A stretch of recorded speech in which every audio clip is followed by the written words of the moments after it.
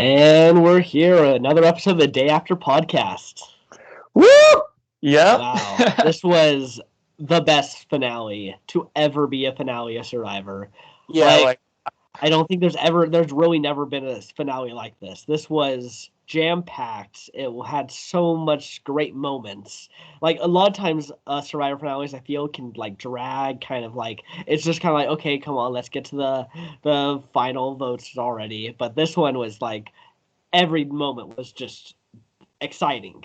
well, I think part of the reason why is because this time around, except for probably Ben, sorry, everyone had like a really good, story going into it of their win scenario. It's like we have the underdog and like Michelle, we have Denise, the Queen Slayer. We have, Sarah, who's like, oh, is she going to, finally blindside Tony? And then Tony, who is pretty much, fuck freaking king of Survivor now. Yeah. Just like he and Michelle played a very underrated game, I'd say. Like, she was very under the radar. Like, she was on the wrong side of the votes. Yeah. A lot of people like to say, well, that means she wasn't playing, but still, there has to be something you're doing right to be on the wrong side of every vote and make it to the final three. Yeah. It's a story that might not necessarily be, how you'd want to play Survivor, but it's still very impressive. It's inspiring. And they even said that was part of her appeal, of like it is the fact of like she was able to win when she needed to win, and how she was able to like never give up and keep going. There, and I feel like that was a great theme. And I feel like if we're talking about power duos, her and Natalie, they both have that mentality, like going into this, like those two probably have like the targets. I'd say more so Natalie, obviously, since she's a returning player. Returning from Edge. And then Michelle, like just kind of like being the one that's not in the alliance.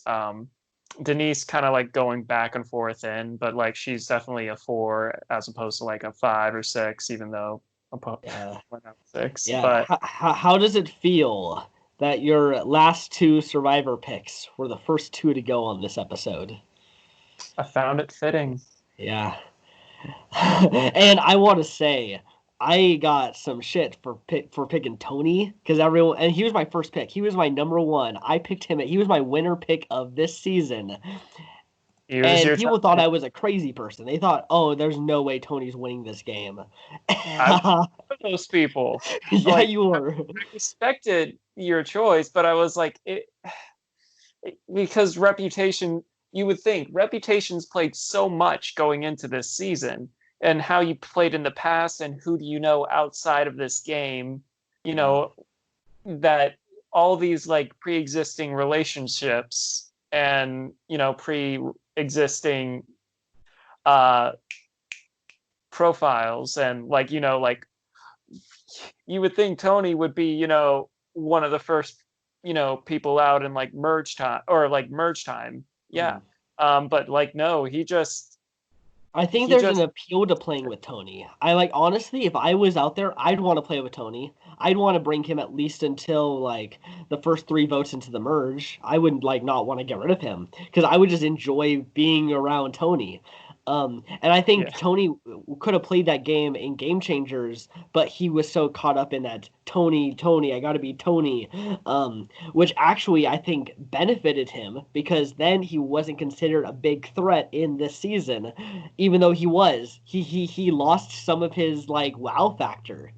That does help in the sense, like I remember I was playing Mario Party yesterday, and me and a couple of the roommates, and then Waluigi was a NPC, and it was like a crab hammer thing. I was supposed to dodge, and Waluigi was like crap. And then when it was the actual game, he freaking takes me out. What the heck? Sometimes you play bad so people just don't think you're as big of a threat, or like, you know, sometimes lack of confidence, like, oh man, I don't think I'm ready for this or whatever, and it kind of like lowers people's guards around you. Yeah. Like, Not taking anything away from Tony's game, because he played a great game. I'm going to say that right here. But I think that what really helped him outside of his game was Game Changers, him messing up, and Chris Underwood playing the perfect game when he came back in. Because that is what a lot of jury members, I think, held against Natalie, was she didn't play the exact perfect game that Chris did. She played, how I feel like a lot of people would play the edge game, like how like she did what I think a lot of people would be able to do. And because of that, she lost credit, especially for Boston Rob and Amber, because they voted together. Like, there's no way that they were going to have separate votes. And I just think that there's a lot of people on the jury that wished that, like, if Natalie went in there and beat Tony at Fire, I think Natalie might have been the winner of the season. Sarah would have still had a good shot, but I think Natalie would have had like that extra step that would have been like, yeah, that's right, I did it.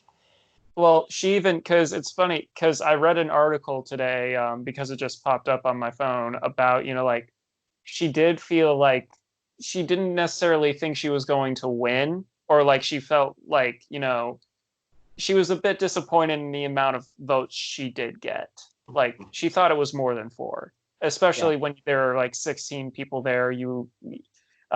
She didn't imagine it would be that much of a sweep against her. I didn't think Michelle was going to get 0 votes. I thought she would at least get 1 or 2. I mean, by the end of that speech, I was like, I feel so empowered for all of these people. Because like each of them had like a great story going in. Mm-hmm. I mean, with Tony, I felt it was a thing of like not just a great story, but just great gameplay. On his own, faced impossible odds, whether it was collecting fire tokens, whether it was, being the biggest threat for, I'd say, definitely since the merge. And then, like, everyone not even gunning after him because, Tony is just like, oh, no, it's Jeremy. And then when that thing, like, and when Jeremy was gone, he was pretty solid with his alliance that was loyal to him to a fault. Sorry, Ben and Lucina. Lucina was great, right? That was a great moment. It was, and we will get to that in like further down, but like part of the reason I'll go ahead. Part of the reason why Tony just had the best case going into the final 3 was that, one, he came in with a bad reputation for being, like someone very, very manipulative and stuff like that. And, he found a way to tone it down. 2, Tonying it down? Toning it down, yes. Or at least some of it. Yeah. He diverted his crazy to more of the entertaining side. Yeah. But 2, aligning with the right people, which, as we've seen in this game, that, just propels your gameplay so much better. Like, it was like, oh yeah, you voted me out last time, but, I'm going to play with you, Sandra, because I love you. You took me out. I was like, all right. It's not, being like, oh yeah, it was dumb to go after you, so I'm going to work with you. And then, the whole hyena thing, and then, like, always making sure that up until a point where he was not the biggest target in the, around, where there was always someone bigger. And then when it was like, all right, numbers, I have the numbers, so I'm safer.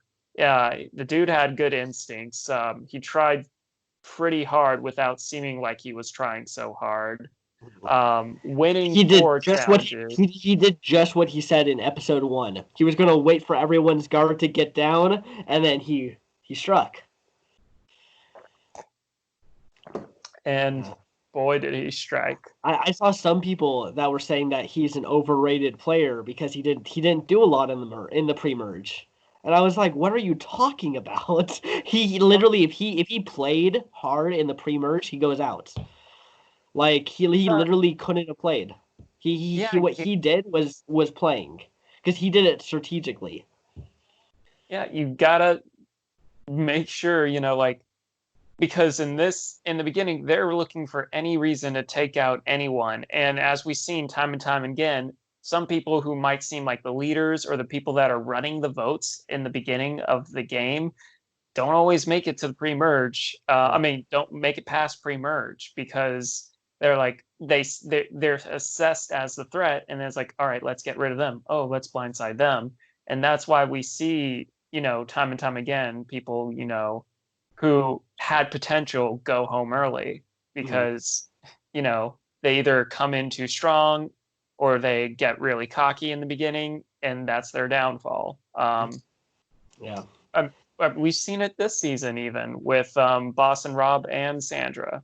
Yeah, I Uh, think they controlled the game for a few votes, and then everyone realized, wait, why are we letting Boston Rob and Sandra control the game? And then they just flipped on them.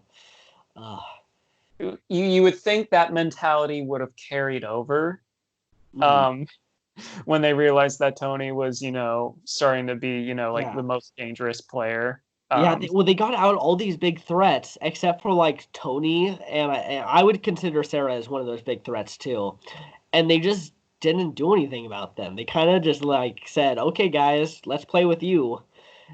yeah, It was a I, weird case. I think that there was a lot of pre-game alliances that definitely had hold onto this game.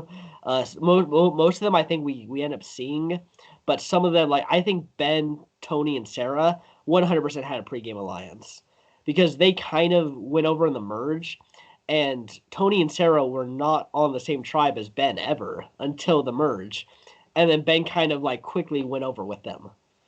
yeah, So I think they definitely had something like pretty strong because I know Sarah and Ben are friends outside of the game before they played. yeah. Um, so and like that's the thing was it was impossible to make no pregame alliances happen in this season. Like I because know. everyone's going to know each other, everyone is going to say, "Hey, let's be an alliance." Now, does it hold? We don't know, but Like part of that article I was reading today, like some people were a bit thrown up. Oh, why did you give, Tyson an idol? And so supposedly back when she had like treatment for like a concussion in the same state as, where Tyson lived at the time. And, mm, like Tyson was like, oh, hey, you can like stay in our house for the week and stuff. And, like, and this is back when they barely knew each other. They only knew each other because Survivor. uh, And it was like a thing of like, that was one of the reasons she gave her the idol, and I mean, she gave him the idol was because of that like pre-existing, relationship. yeah, Why Tyson was targeted so early, pre-existing relationships, like, yeah. um, Uh, it's real. I mean, yeah, I mean, even on the jury, like Jeremy voted for Natalie probably mostly because they knew each other. Yeah, Sarah voted. I mean, like Sarah voted for Tony because they know each other, but also because I think she respected his game overall. Because yeah. she played the same game kind of as Tony, except Tony was a little bigger with it. I would say Tone. All right, and this kind of goes into the whole thing that happened at that one tribal council, where it is, it is a thing where the jury only really sees 3 hour or like 1 to 3 hours of like tribal council, and whoever gets booted out fills them in as much as they can, but like obviously they're only going to talk about the highlights really, Mhm. and answer like little questions here and there. But it's it is a thing. Flashier games draw more attention, and True. then Tony not getting any votes, as well as like seeming to be like the mastermind or the one that's like always like Sarah's more low key, but Tony is more like like Tony, he's like so like he's so like, extroverted and so like loud and like, so Uh, charismatic that, like you kind of like you can't ignore, like obviously he's going to outshine a lot of people. That's part of mhm, his appeal is, like, he's a cop, he's fast talking, and he does crazy things. mhm. Obviously you're going to notice that a person like that more than the person, and I'm not saying this to mock, but the one that's kind of like observing, chewing on a little twig. you Mhm. know Sarah's more of like the thinker and intellectual Mhm. type, Yeah, well, where she gets to know people on that personal level, whereas Tony gets to know them as like, hey, let's hang out, let's do this crazy thing together, yeah, um, and both of them are actually great end game ways to do it because if you actually get to know people, you know. They feel like, oh, I'm their friend, and I'll be their friend outside of the game as well. I'd like to reward them. And then you got Tony, who can he can talk about the spy nests and everyone is going to laugh and just love it. Like you don't even have to ask him a question about anything else, like about anything. You could be like, so Tony, how are you doing on day 28? And he was like, well, I was doing this thing called the spy nest. And like literally everyone will just be so into it. It can be so small, but it's great. And I loved Tony saying, Adam, you're gonna love this because Tony knows Adam's the super fan, and a huge part of being a super fan also is knowing how is Tony going to incorporate a new spy element into yeah. Survivor.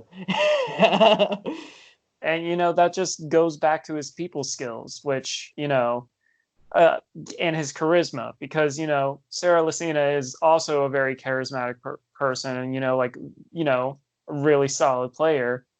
It's just that like out of the two, Tony just outshines her a little bit. Yeah. And to go to like her whole thing about like the sexual bias, I know personally when I watch Game Changers, that wasn't in my mind. However, I do realize that just because we're pretty open-minded about a lot of things and we may not think things in a certain way, doesn't mean that Yeah. that's not everyone's perception of it.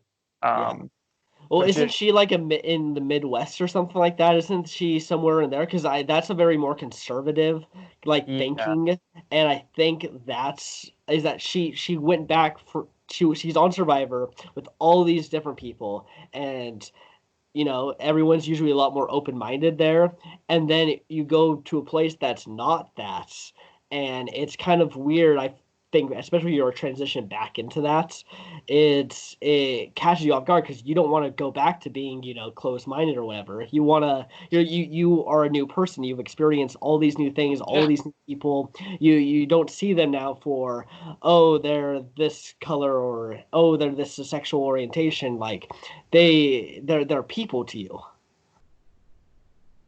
yeah. She and I think it's part of the reception of like going home, because one thing we didn't mention last episode was like how a lot of them have PTSD for a couple months Hmm. after they finish the game, because well, and like when Jeremy was talking about like people he was supposed to like work with, where they depend on their lives are in everyone's hands in that team, and like he was having trust issues for people like he's been working with for years and stuff. Like it's like Survivor, it's a game, and like it isn't a journey, but it does take its toll on people. And then like kind of like with Michelle, it's like the perception, and like because they're gonna read the comments, like Hmm. everyone does it. Every person, some people have better control about it, but everyone every so often will Google themselves or like check the comments of something, or look at their Insta feed and then be like, oh, okay, so do I, you know, how do I come off in this picture? Do I look, like I'm pissed off? Do I look like I'm gaining weight? Things like that, or does it look like even focusing on like for me, like, oh, is my smile all right? Mhm. Um, and then, when you're a public figure like that, and then especially when it comes to like, and this is also something that ties into Michelle about, like accomplishing something and then it being cheapened by, oh, well, you did this when it wasn't something being cheapened at all. Mhm. Where it was like, oh, she played a little bit, cold-hearted, but it was like not necessarily. She was playing it, like more, strategic, more of the head, like what do I do to get ahead? And Mhm. will that like be things where I might put someone on the spot by like giving them an advantage that I can only play and seeing, what they would do with it? Mhm. You know, that would be a game-changing move. I thought it was awesome when she did Mhm. that. I wasn't Yeah. like, it's like, they're playing a game, and yeah, it's tough sometimes to separate the person from the game, and Mhm. sometimes it brings out your ugly side.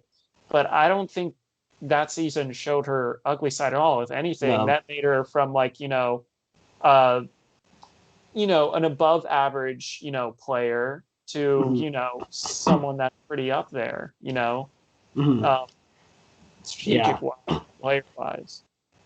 Yes. Yes. So before we move on to the episode recap, um, out of our final six, who do you want to see come back and play again? I'll give you two. You get to choose two people. All right. It's going to probably be Michelle, just so one, see if she can be on the right side of the numbers, or like you see, or like kind of like how will she play the next time after, like having a rough time like this where she felt like she was on the bottom. Mhm. Um, Also in there, I gotta say, Natalie would also be a great person to bring back, mostly for the reason of like I'm telling you this article of like how she thinks and everything. Like she's like, oh, try everything all the way. She even said if she won this season, she probably would have retired, but like because she didn't, she's like, all right, if I hear Yeah. CBS call me for that, I'm gonna Yeah. do it. And I like that attitude. And honestly, it would have been nice to see her more this season, but part of her Yeah. appeal was like her being like the comeback She was queen. the super underdog. Like Michelle was the underdog that we saw on screen, like most of the time, but Natalie was the true like season long underdog. Also, I'm curious because now is Natalie still the first boot of the season? Because she's now the runner up. Does that mean Amber's the new first boot, or does that mean that Natalie is the first boot and runner up? All right, the way, because even in the interview thing, she was like, "Oh, I technically didn't get second place. I was still like eliminated first." But it was like the way I consider it is when I do like my breakdowns and everything, I consider that person when they get back, it's as if they didn't leave the game. They weren't permanently eliminated, and therefore they're still like they're in purgatory. Yeah, So yeah. Yeah, I well, consider runner up. I can see it that way. You can also see if you just add up their days and then place them wherever their day would be. I could understand that, but I'm pretty sure that she gets the runner-up prize though, which ultimately in my book means that she's not first. She's not the first boot. Yeah, So it's fine because Natalie was voted out day two, Amber was voted out day three. So it's not like we also changed like the in terms of when people are getting voted out. and not only that, they were also the first one voted out from their respective tribe. Yeah. Uh, so So I would say that Amber's the new first boot, but it's definitely murky water. Like if they did a first boot season, I don't think they'd bring back Natalie or Amber because of kind of this murky water. well, I wouldn't. Well, I mean, with first boot seasons, like because we've talked about like pre-merge season before. With a first boot season, I think it's also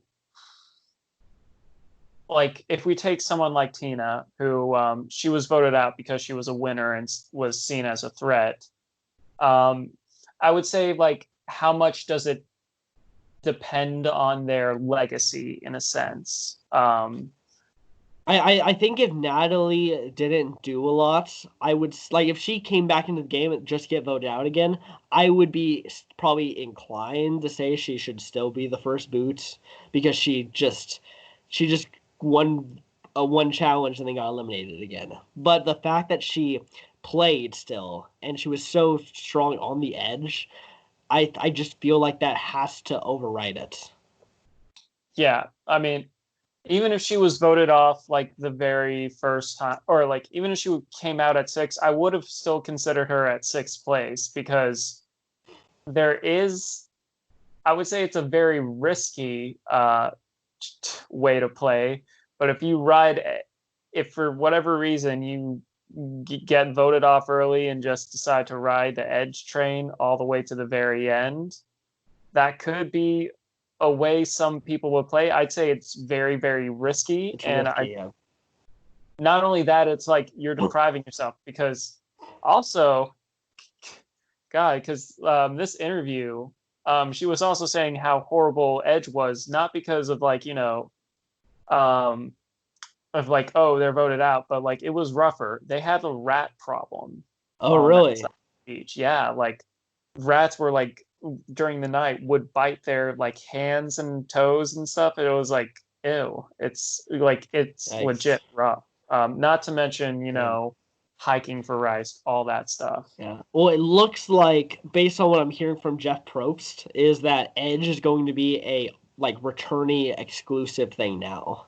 So it's only going to be brought back, which I am fine with that. I actually kind of like that. Yeah, Because it does suck when you have a returning season and your favorite people get voted off first and then you don't get to see them ever again. Like yeah, even if they're not playing the game, I'd like to still see, a few minutes throughout the season of that character. exactly. And that was one of the great ideas coming to this one because one of the great things Edge has that Edge has an edge over Redemption Island is that it one, the super wild card factor of it, and two, it kind of leaves it to the like people playing, like, oh, do I stick it out, stuff like that. It Yeah. really tests and pushes them, and then And it's also not challenge based. Like I like the fact that at the end there's one big challenge, but then there's all this other stuff that you have to do while you're on the edge that will help you in the challenge. Whereas Redemption Island is just be good at challenges. yeah, there is also another thing that occurred to me about Edge, where especially if they do the fire tokens like they did this one and expand upon it, um, and they brought it up in the jury, like at Final Tribal, was Natalie from Edge of Extinction was able to influence the game, whether it was extorting Mhm. the fire tokens from Tony, giving or like selling the advantage to Jeremy for like the thing that saved him, but also got Tyson voted off. Yeah. She influenced the game from Edge, so that's why it's like a purgatory thing where she shouldn't be the first. Yeah, it's murky, but I feel it leans more towards she's still in the game because A, she had the possibility to come back, and B, she did influence a lot from the position she was in. Mhm. Yeah.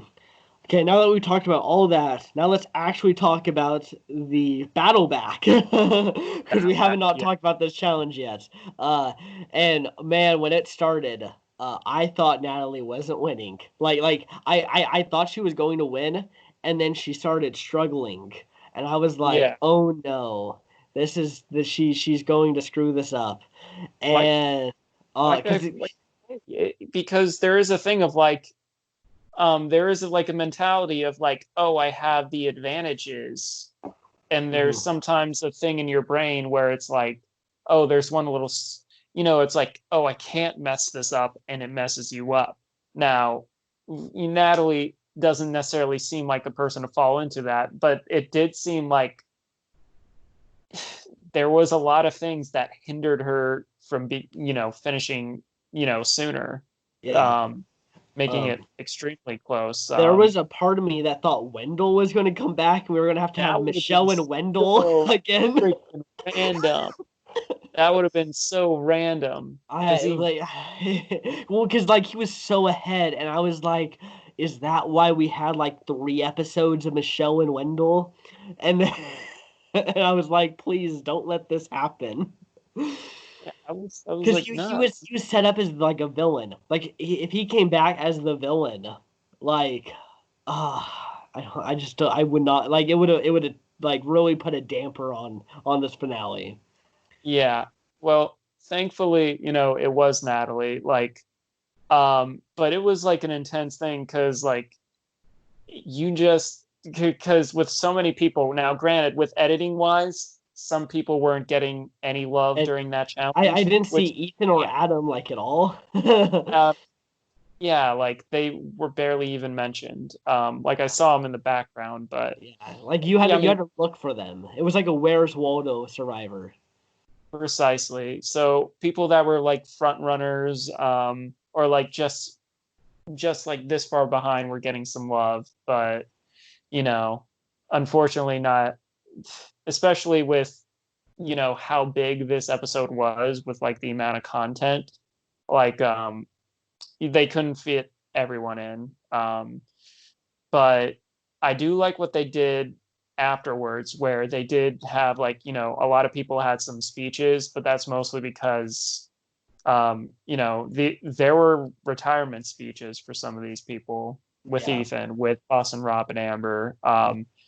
Tyson, even, it felt yeah. like Is this his last time? I felt like he was going to come out one more time after this, but I after feel his like, speech, it's but like yeah, it might be the end. He might just say, no more.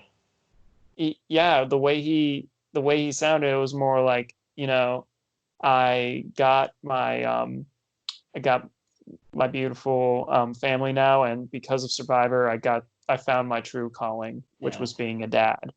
I That do like have, those sound yeah, like final words. yeah. I do have to say it would be kind of a letdown playing on this kind of season and then going to like a Game Changers. It would feel like a letdown. Because just everything about this season was on such a bigger scale that I Yeah. feel like now bringing it down to like half of what this season was might kind of be like, well, I could have ended on like one of the greatest seasons ever, but now I'm playing Game Changers. Well, I mean, that's the trickiest thing because this game, or like going into any game of Survivor, so many things are dependent on who you're playing with. Hmm. Whether you're a really, really good player like Kim playing with a bunch of people who weren't as strong in Hmm. her initial season, or if you're on like Kagayan where everyone, seems to be fighting tooth and nail, or if you're on a season where you know you have a lot of different strategies playing out, or you have a crazy season like a returning season where like this where everyone is out for blood and it's like crazy and random. Like there's always going to be like some seasons are going to be harder than other, and it's just because of like the gamers, the people within it. It's always going to be trickier. Um, like it's always it's like going into a tournament where you know you're the highest ranking player maybe in this region, but maybe in the state you're like you're like mid tier at best, Uh, things like that. yeah. Um, Yeah, so well, I mean, if you ever play at like, the if you play at the Olympics, you kind of don't want to play then at, your state's qualifiers or anything. Like you're like, well, I was already at the Olympics. I've already experienced the best. It's kind of it's a letdown when you have to kind of go back down. a little bit, yeah, but I mean, then again, it's like But some at the people. same time, yeah, it's an adrenaline rush for some people. Not only that, it's like, or like kind of like with Natalie, she wants that closure. She wants like to come again and be like, oh, kind of like prove something. Yeah. I think Tony's going to come back, and I would love it. I would like, and you know how much I love Tony. I Yeah, would love it if he's the first boot of a season. He would be the king of first boots. He would be like he would have the craziest Survivor resume ever. I mean, no. And Tony's my favorite player, but gosh, to have him go from winner to second out to winner to first boot. He just this is another Sandra thing where I'm like, for your own reputation, don't you he's coming back one more time. I really think that whoever won the season needs to come back one more time, probably for like season 50. Like he shouldn't come back to the next fight. It needs to be a big thing. It needs, like, if there's a heroes versus villains 2 or something like that, Tony needs to be on it. I would agree. Like if we're talking, or if it's like we had winners at war, but as we know, not all great players who have played this game 4 or 5 times have even won this game. Rupert being a great example of a guy who, like, fan favorite, always made it pretty far, except for like blood versus water, but like you can't even count that. Like I don't even consider him on that season. Yeah, that hardly counts. Yeah, because he literally said, I want my wife to play. So he basically let himself lose. Exactly. So like if season 50 I feel should be Survivor Legends, where it's people like Tony. It's like people who stand the test of time. It's like when you think of Survivor, you think of these people. And that's why we've gone so far.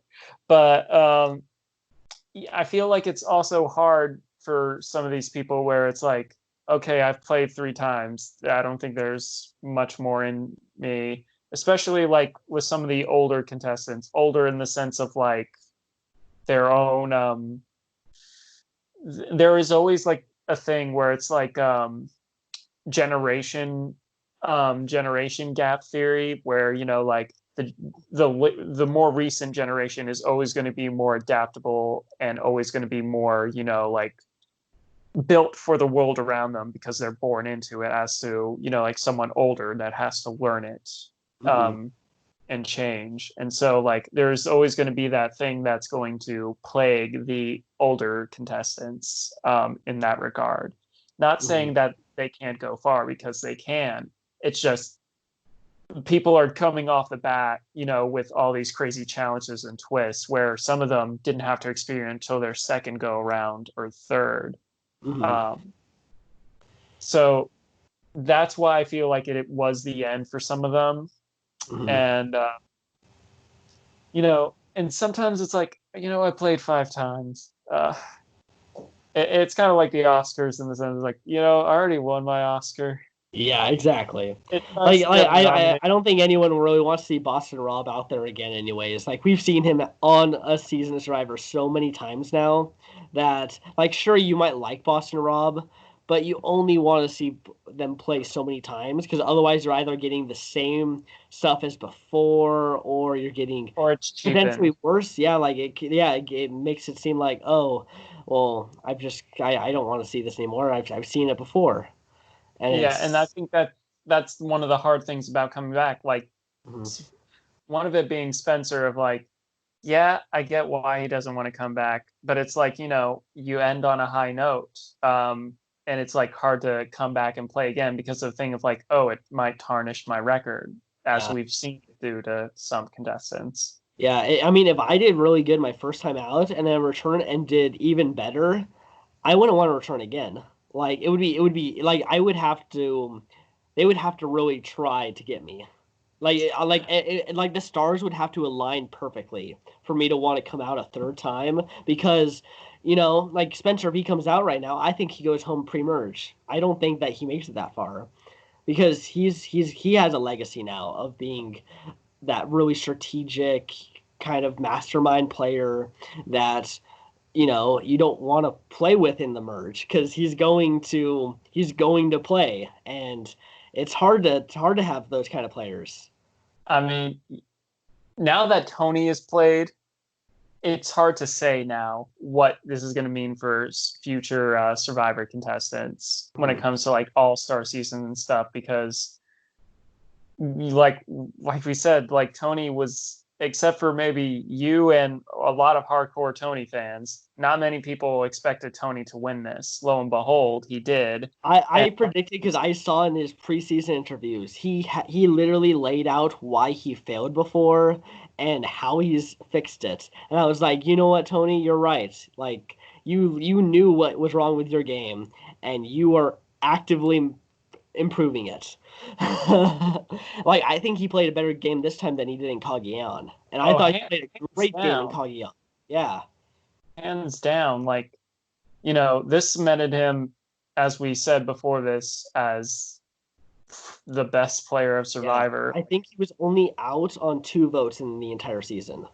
And the first one was Sandra, which was Denise's vote. Like pretty much it was Denise's move. And it was because of tomfoolery. Yeah. And then the second one was because Ben asked Sarah to vote him off. Ben committed Survivor, Except, it was just like, yeah, it was like, all right, vote me out. And I was like, what, man? Dude. Yeah, I don't really understand the thought process of it. I think he would help Sarah if he stayed in the game. I think if he stayed in the game, they voted out Michelle, which was going to happen if Sarah just voted the way everyone else was. Michelle goes home there, and then it becomes Ben versus Tony and Fire. Like the odds of that happening are very high, because even if Ben really wants Sarah to win, then Ben, if he wins immunity, he goes into Fire against Tony. If Natalie wins, Ben and Tony go into Fire. If Sarah wins, Ben and Tony go into Fire. Like every way Ben and Tony would have gone to Fire, Ben probably wins that. And then all of a sudden Sarah probably wins or Natalie wins. I mean, you know me when it comes to quitters. I don't think this was a quit. I do have to say, I don't think this was a quit. I feel it wasn't necessarily a quit per se, but it was more like taking the bullet, where I felt like it was a thing of like he didn't necessarily quit, but he gave up. Yeah. I have a theory that he realized that he was going to lose. Like he knew that out of the people he was sitting with, he couldn't beat any of them. And then in this, he didn't want to face the jury, which would have probably have happened. And so he purposely wanted out of the game so that way they didn't rip him apart in front of everyone on national TV. Fair enough. But I mean, I kind of associate this closer to a Johnny Fairplay in Fans versus Favorites. Like he was technically voted out, but like he asked for it. It was a mercy kill. Ish. That Johnny Fairplay thing just still irks me to this day. At least, yeah, and I mean, at least Ben made it 37 days out there. 5. Yeah. Final 5 in an All-Star season. But Which I will not bear any ill will or ill thoughts towards Ben. Because I think he was given a hand.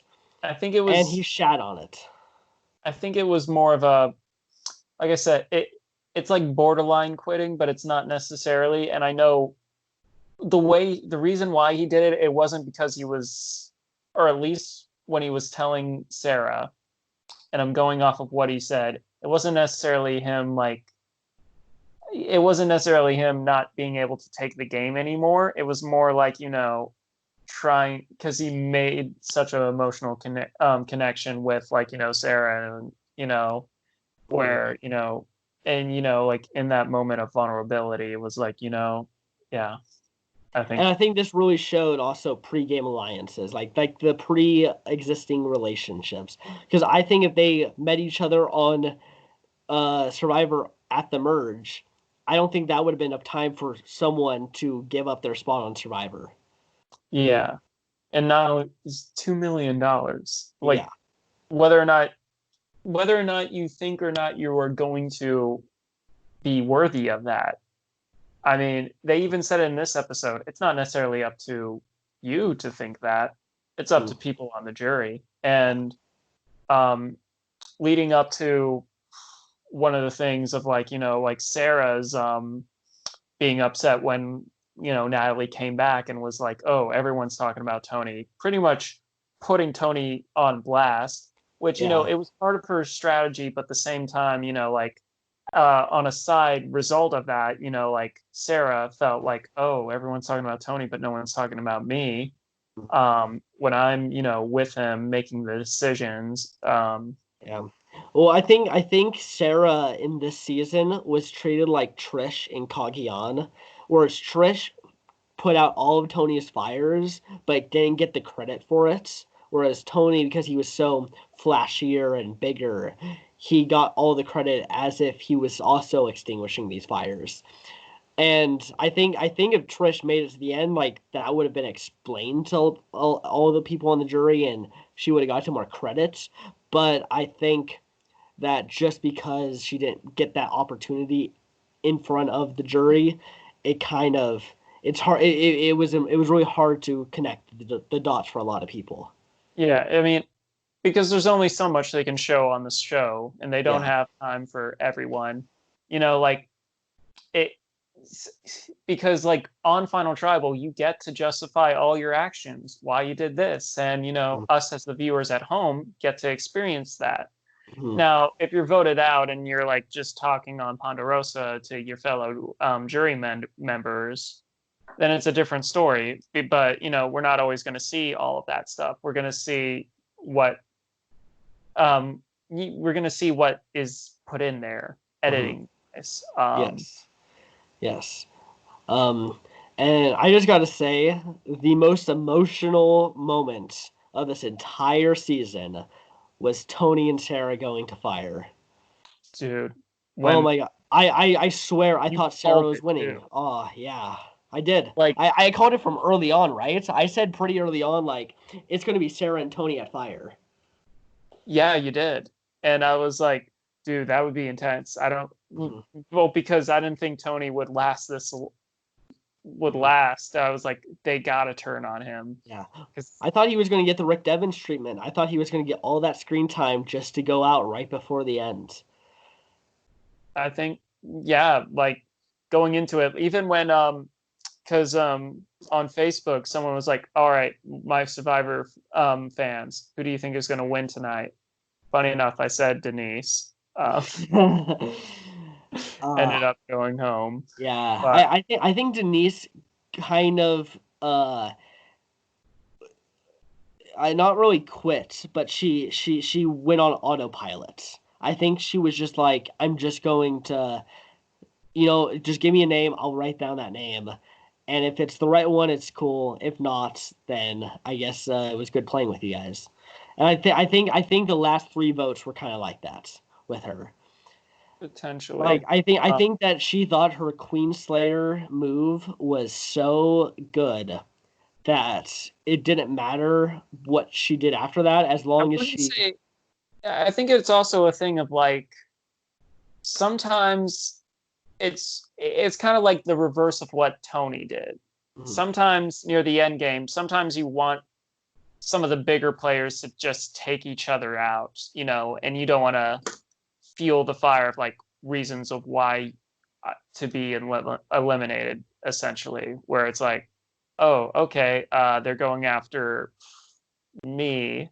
Why they're going after? Oh, all right. So they're kind of going after each other. Why would I put in my 2 cents when it's more beneficial for my game if I just kind of like just let them fight, tell me Mhm. what to do? It's more like, instead of like going into the crossfires in like, a shootout, being like on the side, I'm like, okay, what side seems like winning? All Mhm. right, near the end, I'm just going to kind of, when it looks like there's only a few people left on the side that's losing, I'm just going to pull out my gun and just be on the side of that's winning. And then like, Mhm. oh yeah, we beat them, guys. Yeah. Um, Mhm. I feel like that's where Denise's game was at that point because uh, Yeah. also Tony was too big to take it down, or like Mhm. they didn't really have. it just didn't seem like anyone wanted to turn against Tony. Yeah.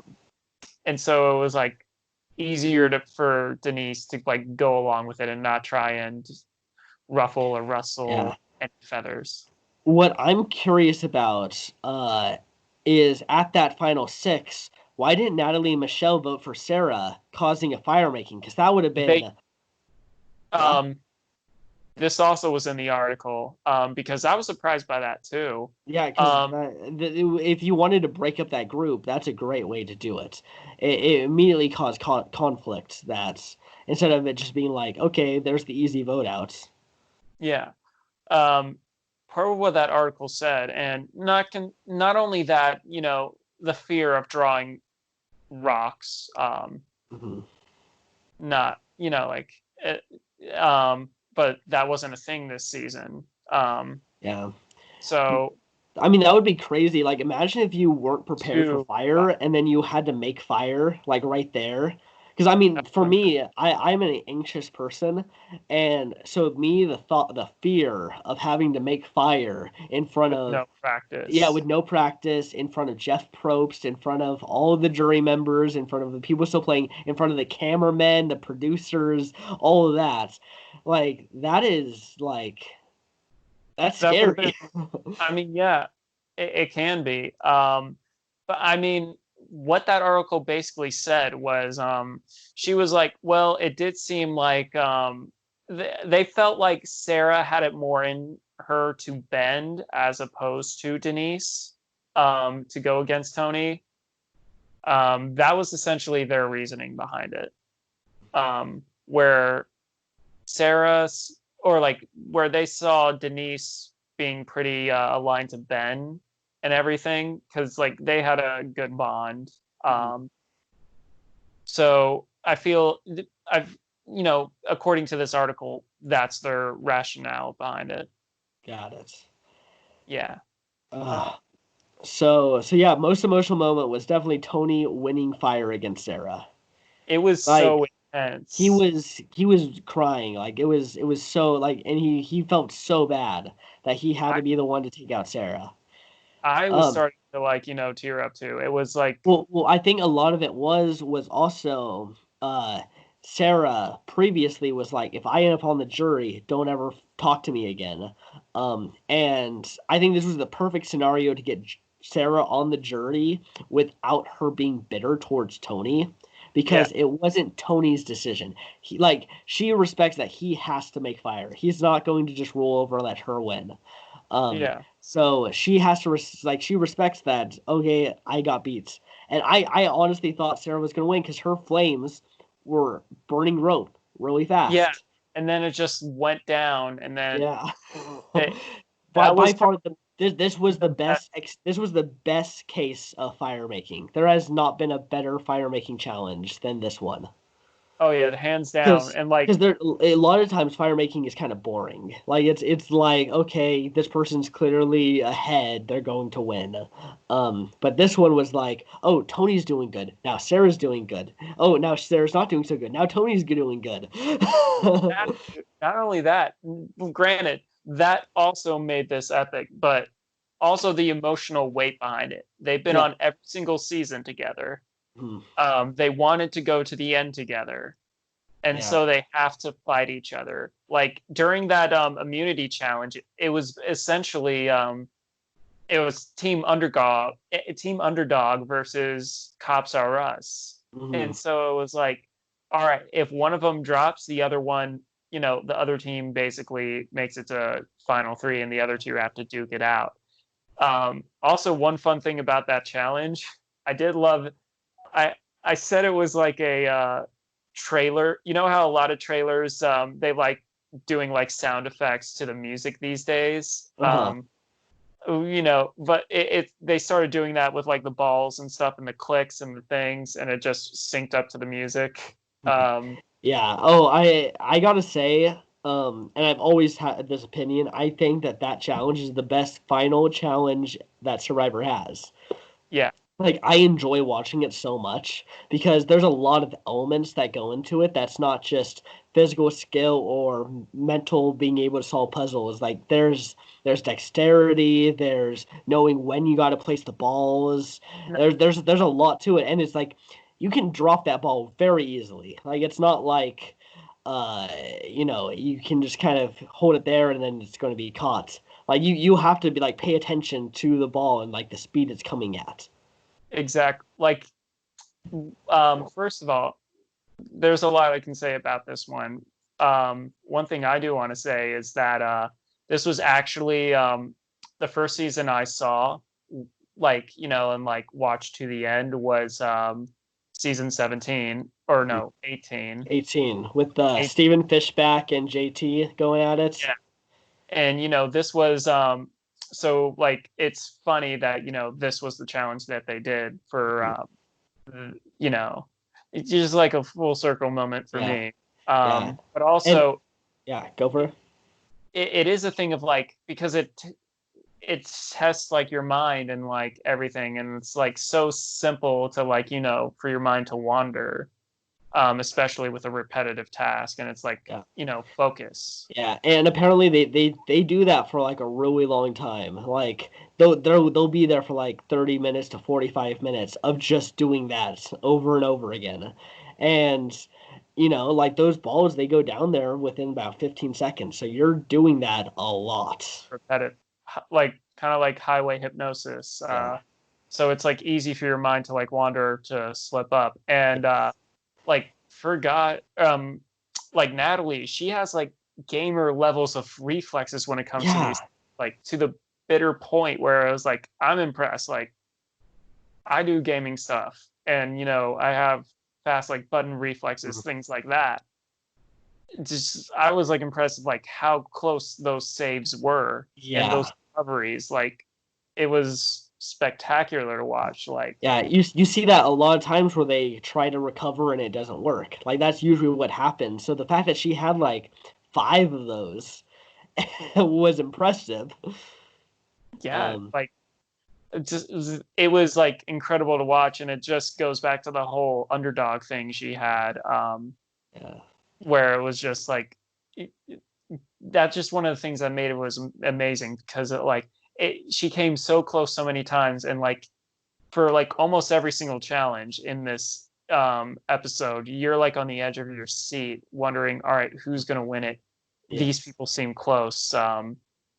And you just never know, like, oh, is this person going to win it? Or like it's because the immunity, it's not the be all end all, but mhm, boy, if you think about how it impacts the game, if Tony did not win, you know, final five, or the like that immunity, mhm. um, where it might have been a different story, Yeah, because he definitely gets targeted. Now I don't know if he goes home because I don't think then Ben says vote me out.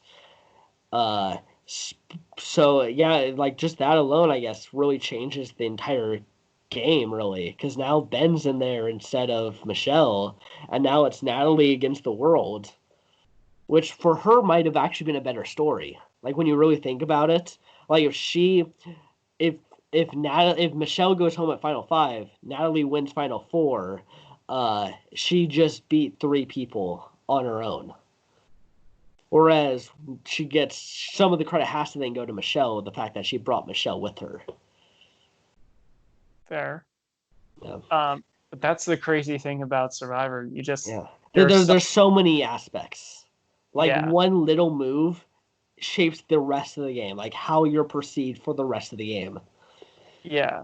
Or like, even if it's like especially crucial for the end game, Jeff plays this game a lot at the reunion, where it's like, all right, they talk to the person that wins immunity in the final one. It's like, all right, so let's say you chose this person. What do you think, jury members? How would you have voted? That happens so many times. Mhm.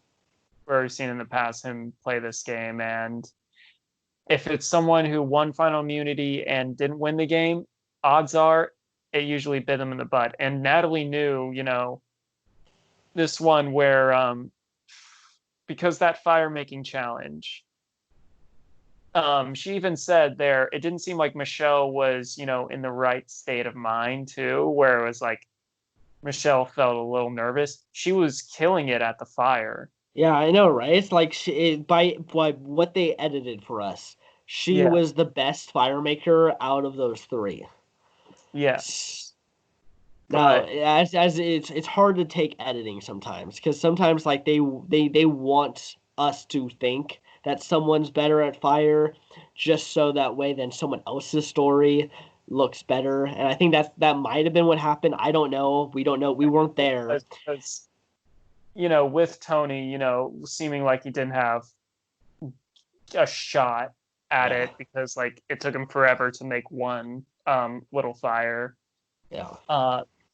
Editing is tricky in that sense. Like even if you have an eye for it, subduing expectations is it's a very common thing in modern media, where it's like, oh, you think it's going to be this? Well, haha.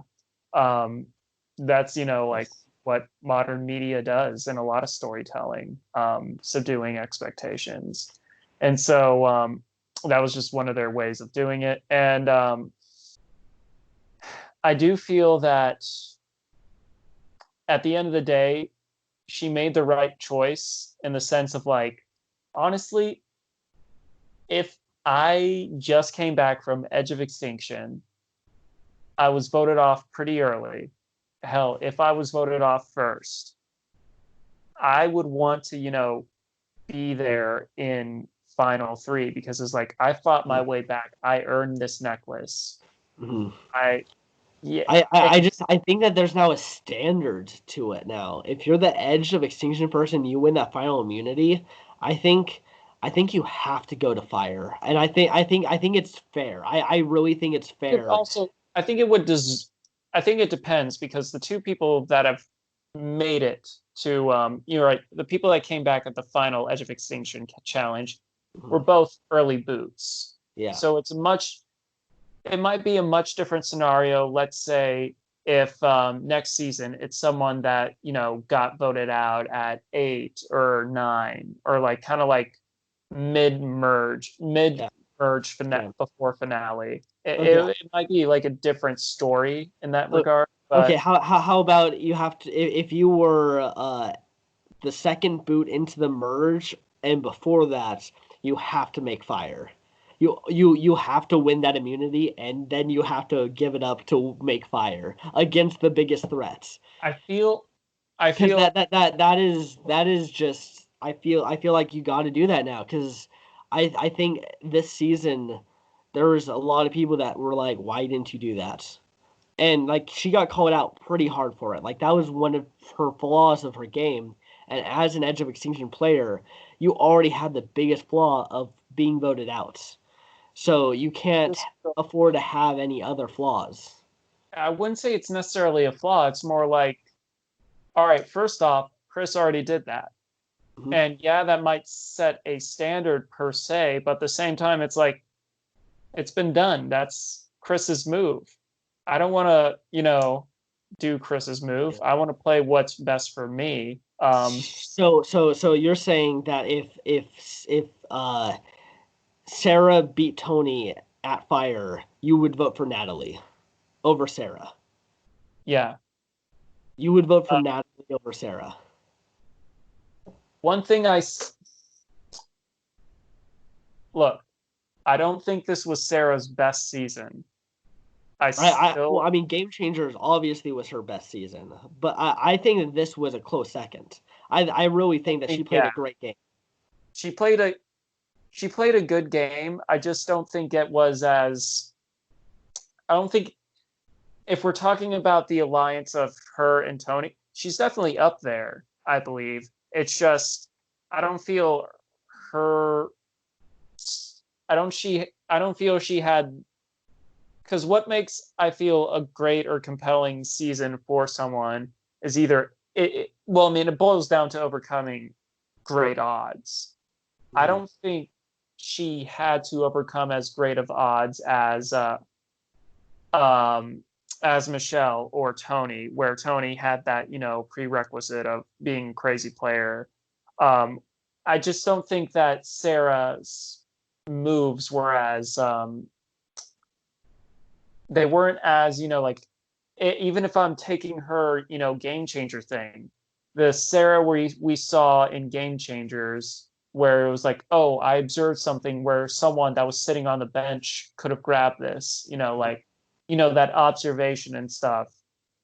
Like, granted, she saw like the idol in, Natalie's buff, but she didn't necessarily, I feel like her gameplay wasn't as strong as it could have been. I think that she was just talking to everyone, and I think that in Survivor's eyes, that wasn't as exciting as Tony.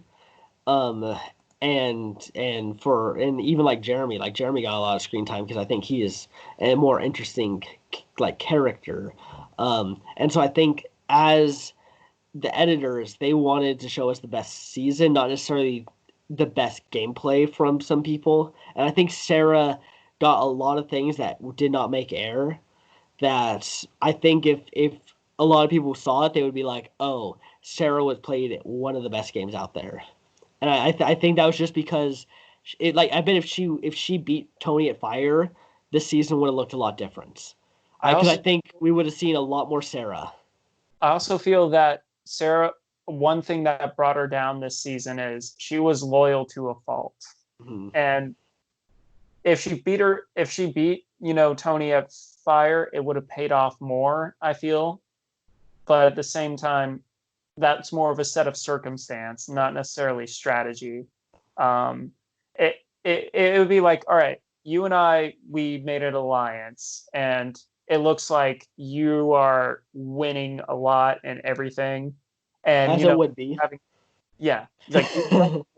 you have more of the flashier moves and everything, and I'm kind of like more. I feel like this would be how we would play. You would be a bit more flashier and a bit more like. I would be finding idols. I'd be finding advantages. Yeah. And I'd be more of the subtle, like under the radar.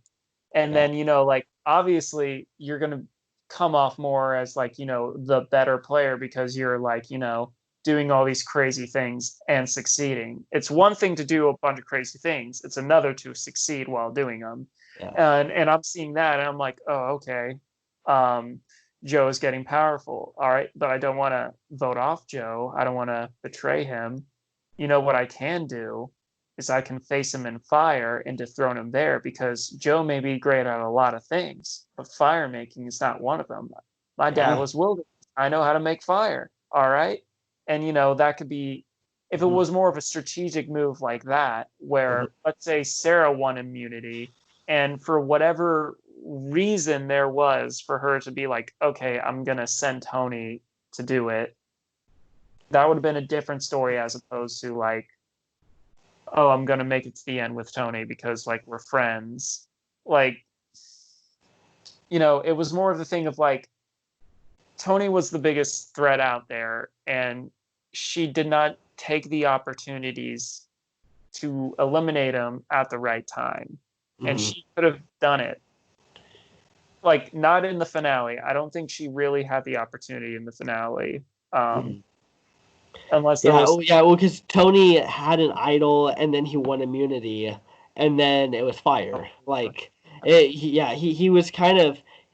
So I guess if you were to look at Tony's game this season, there's obviously, like, he was a great strategic force, but a lot of that definitely comes from the fact that he had 4 individual immunities during a time where some of it was also kind of rocky. Like, everyone was trying to figure their footing, and he used those immunity wins to play aggressive, so that way he could kind of do whatever he wanted, and he knew he wasn't going home that tribal. So, because I know some people don't like winners that like win out almost, and he didn't really win out, but he won a lot. Yeah, but I mean, I guess it depends. Where it's like, if it's kind of like with it's kind of has to be it has to be a thing of like you have to have like something else behind it too, because yeah, it looks great, always like winning all these things and having immunity, and it does. Maybe an old Survivor that would hold more weight, but in current Survivor, while immunity helps, it gets you through for one more day, as stated by Michelle in her thing. It's not like a guarantee of like, oh, okay, I got 5 wins, I tie the record, that means I'm automatically, an all-star, because it Yeah, doesn't. yeah. Um, The only and one to win out like outright and then win the game is Mike Holloway, right? There's not someone else that's like won immunity challenges outright and won. Like Ben, uh, I mean Ben's played idols, but I don't consider that winning out. I consider that idling out. no, I always forget his name Because I because know what? I always forget his name because I think Bill Nye. Oh, yeah, Bob, Bob and that the Kraft. knees doesn't help either. But like Yeah. he also has that impressive record. He Yeah, well, yeah, also because if he didn't win that final immunity, uh, there's a good chance Maddie, did Bob win the final immunity? It might have been someone else. It might have been Susie. Susie yeah, might have won final immunity. I don't know. I know Susie won way more challenges than she should have. She won like 2 immunities on that season, which I because just gotta say, Gabon, worst challenge competitors that Survivor has ever seen by far.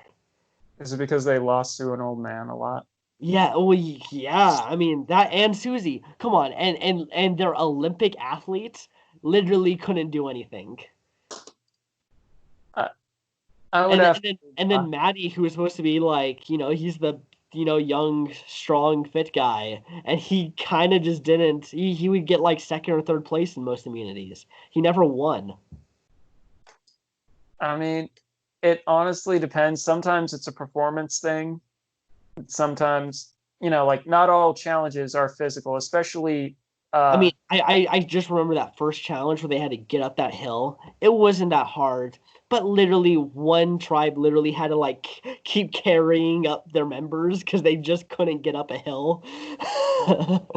Like just in terms of compared to other seasons of Survivor, it's the most you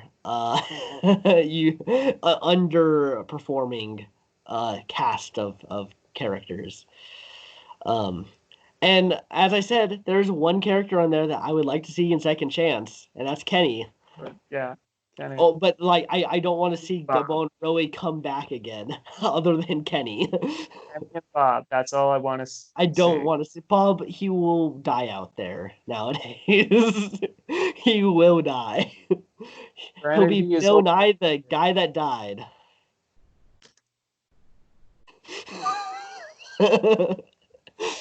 but we all cried last night because of. Well, actually, this was at like 1 a.m. when I finally was when I got to this point in Survivor. Um, because of that challenge, I Yeah. tried to just transition out of that. Yeah, okay, so let's keep this train moving. Let's so Tony wins fire. We got that. He's sad.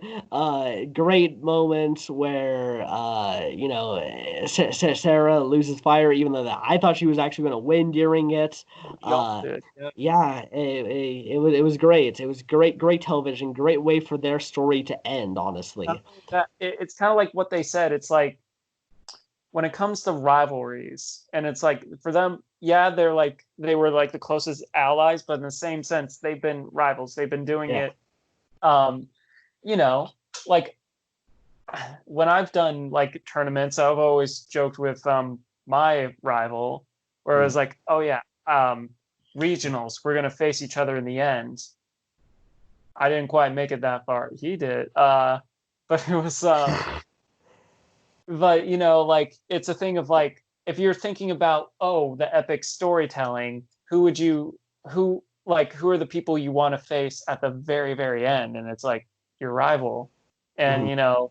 they have this friendship rivalry thing that's been And so like that's what made it so emotionally impactful too. Was that not only were they friends, they were rivals, and the fact that it was so close. Like, Yeah. and I always love it when it's close. I always love like Mhm. challenges when it's close. That's when Yeah. the tension. Yeah. You're No, just no one likes a blowout challenge unless it's like ridiculously funny blowout. yeah. Well, yeah, because I mean, also one of the best, probably the second best fire making challenge in my opinion is in Cook Islands, where Sundra and Becky can't make fire for like an hour. Like that's probably the second best fire making because it's just so stupid that you could be out there for 39 days or 38 days and not know how to make a fire. If anything, I feel like I would be bored at some points. It was like, you know what? It's kind of like in our current situation. It's like, you know what? I'm gonna learn how to do this. That's gonna be my activity today.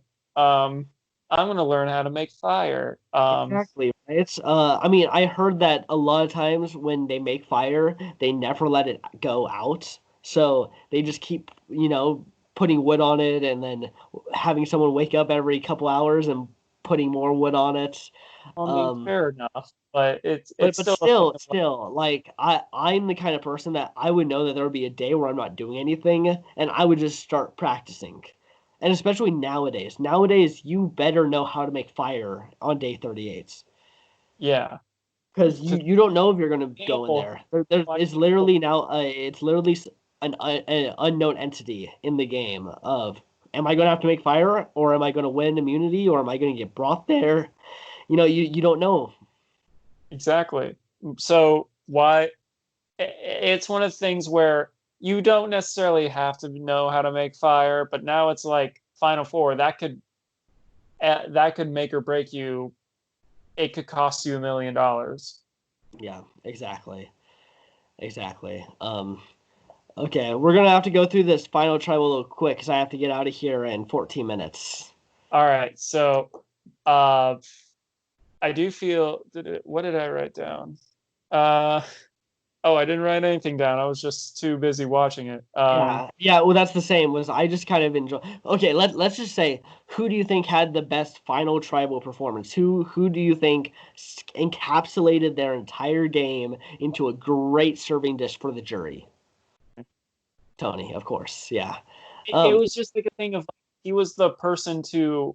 Like it was his game to lose, and when he got there, it's like it was like GG's everyone. Like the other two really had to like bring it with their stories, and they both had incredible stories going in. Whether it was being on the edge in the beginning and like literally fighting and going all out, or um, being on a major on like what was it 15, 16 of the tribal councils and like having to like survive all of that, especially with someone like Denise where that was part of her win, like win condition was, oh, I went to all these tribal councils and survived it. Yeah.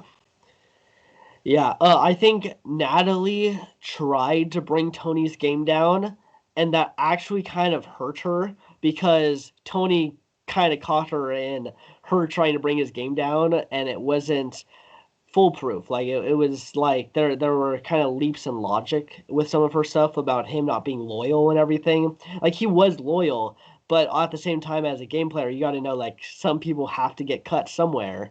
Yeah, don't be loyal to a fault, which Yeah, that was something always yeah. understood. Well, and the thing is, and I said like Jeremy was going to vote for Natalie regardless of what happened at this final tribal. But Tony did keep Jeremy in the game longer than if he didn't make those switches. Like it got Jeremy like two extra or three tribal councils further down the road, and like that's still big. Like that's not like he didn't jump on the get rid of Jeremy train. He was like, no, let's keep Jeremy around a little bit because he's useful to us. Yeah, like and like not everyone can make it to the end because like you need people. Essentially, you need to see it's like I mean, Jeremy was the big threat, and that's part of the reason why Tony kept him around. Mhm. But it comes back to don't don't be loyal to a fault. Where obviously they enjoy being around each other. Like they were talking, they have that mentality of being first responders, and when it comes down to it, like you have to make the hard decisions sometimes. Like, and Tony's like gameplay with people this time around of like making connections. Like, I wouldn't say he was necessarily a villain at this season. He Mhm. was just like really, really good gameplay that was I kind don't, of like he had a perfect balance of like, all right, this is when I'm, being a human being, and this is when I'm making a strategic move without seeming like a dick. yeah. It's weird because I really don't think Tony was that much of a villain in Kaguyan. He was just a game player. Like he was just playing the game very aggressively. What made him a villain in that season was, like him, like he crossed certain lines. As like, oh, because some people are more sensitive when you swear on, a family member, and people take it more to heart, in Yeah. that sense. And then like, while this time around, his blind sides, well, he didn't really blindside that many people. Um, Yeah, and yeah, I guess Jeremy was the only real big blind side of Tony's time out there this time.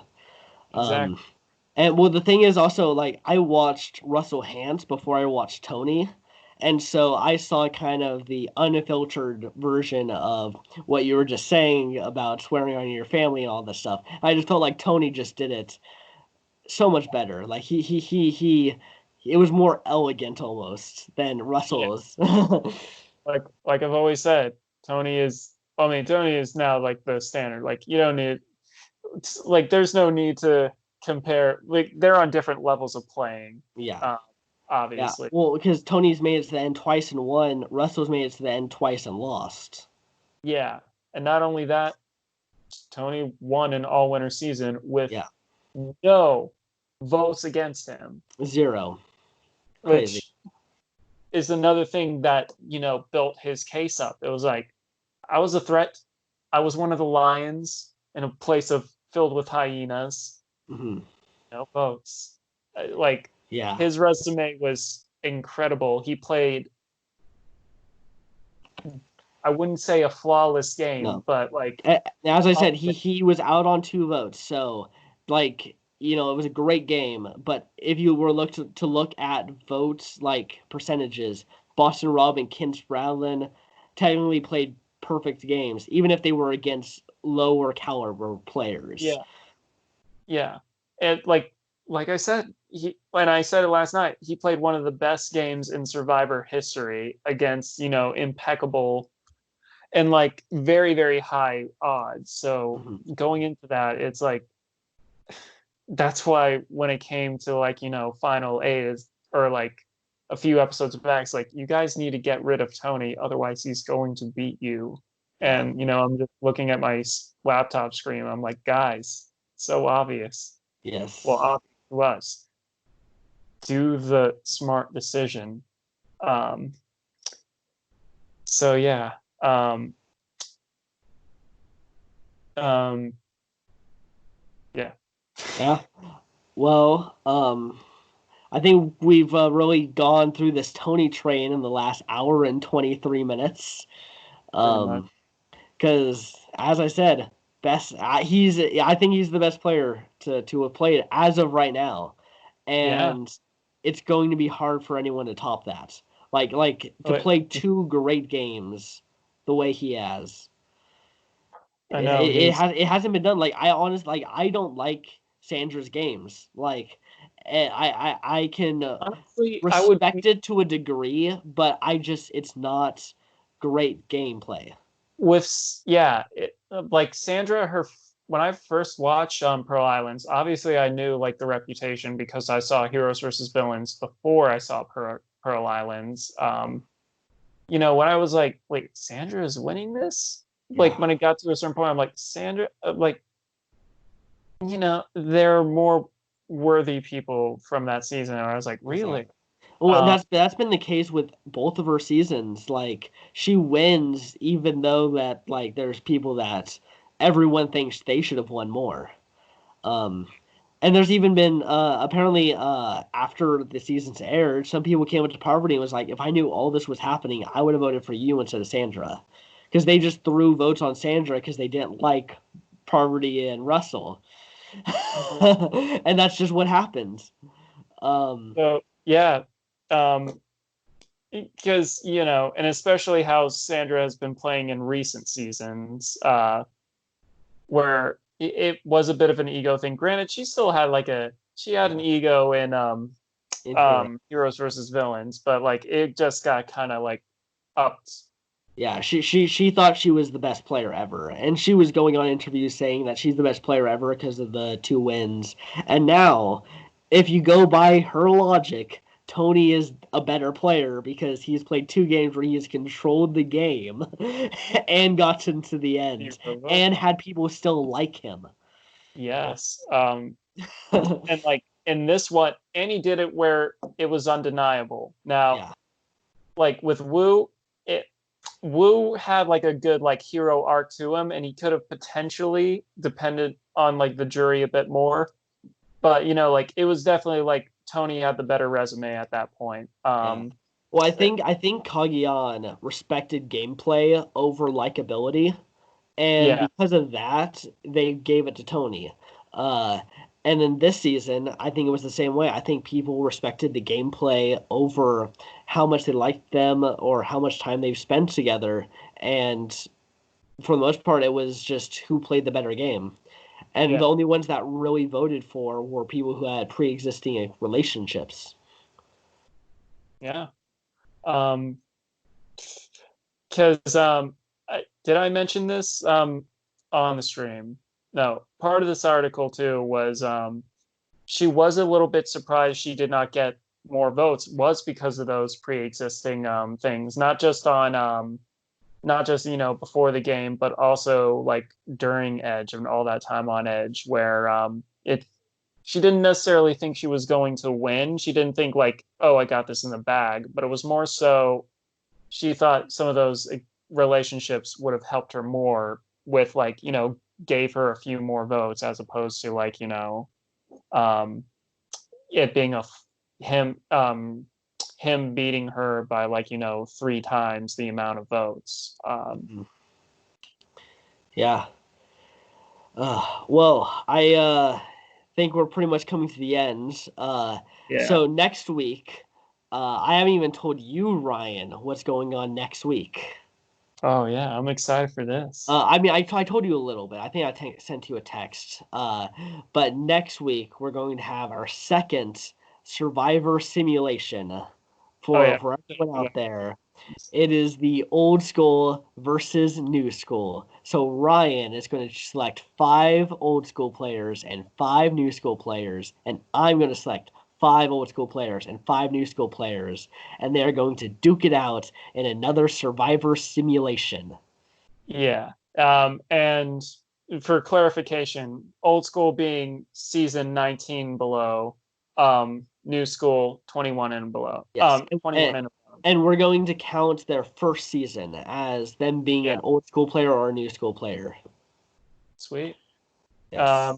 Also, there was one thing I do want to mention because when he was asking, like when he was talking about, what they would usually do and talk about a new season of Survivor, they did mention, with the current, situation, they don't really have anything filmed or like planned yet. But he did say, like they have ideas brewing and just people audition. One thing he did say, he was like, if you're even 16, 17 and have a really cool parent, and I'm like, would we potentially see, kind of like a blood versus water, but it's more like a dynamic of like more parenting? Well, are we going to watch us see Survivor Kids, where they get a bunch of kids from like 16 to 25 to come out there? Drama. Yeah, we're going to get total drama island. Okay, start creating your total drama character, everyone. All right. I mean, I do know that I'm probably making my Survivor audition tape, but hopefully by the end of this month. Yeah. How about Yeah. you? I created one, but when I tried to upload it, it was like too big of a file. So now I have to They create a new one. still haven't fixed it. They still haven't. I don't know. I don't understand how to Don't make they a file that's small enough. 50 MB? Like, first of all, the quality is just horrible at that point. Yeah. Also, it's like, You can't get, your personality out there and like cuz you're going to have like a minute long video. or the resolution is going to be so terrible that it's Yeah. like, what? Exactly. So it's like They seriously need to up that. Like, yeah, yeah, because I know some people have submitted their videos and they're like really long and like it with high quality, and I'm like, how are they upload? Like they had to have been found. like, yeah, get someone that has programmed for Actors Access. You Mhm. know, you can have like a decent sized video under I mean, because with self tapes all the time, you can pretty much make like a decent like size video that's like 1080p, and Mm. it being like maybe 100 100 MB, make it and make it pretty good. But Yeah, like 50 is just like way too it's small. way too small. Like, yeah, mine was like 5 times the size of that, and I was like, okay, this is ridiculous. Yeah, I And remember the mine first was only 3 minutes long. Like it was literally a 3 minute long. remember the first time I ever submitted for Survivor. It felt like Back to the Future, where it was like one little thing just went wrong, and it was like, oh, it's too big of a file. Oh, it just didn't submit, and I'm like, it's why? it's not it's not a smooth process. Like they need to fix that. Like, and it's not like a hard thing to do to ask for more than 50 megabytes. Uh, 150, yeah, preferably like 200, but 200. like 150 is manageable. Yeah, exactly. Okay, well, guys, we'll see you next week for old school versus new school. All right, take care, guys. See ya.